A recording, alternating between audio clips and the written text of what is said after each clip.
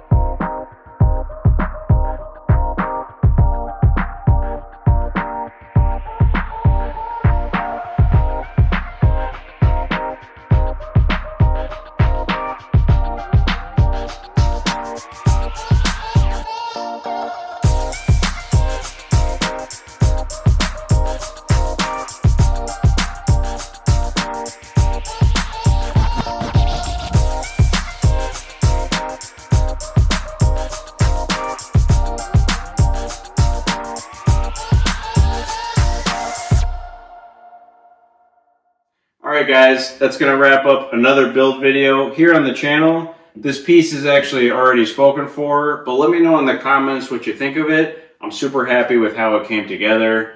I'm also really slacking on my content release schedule. I just have a lot of projects in different directions going on, but I'm hoping to get back into some monthly releases. And for all you car people tuned into my channel, I'm really hoping to pick back up on the S10 build that I started a while ago. So if you like what I'm doing here on the channel, be sure to like, share, and subscribe, and we'll catch you on the next one.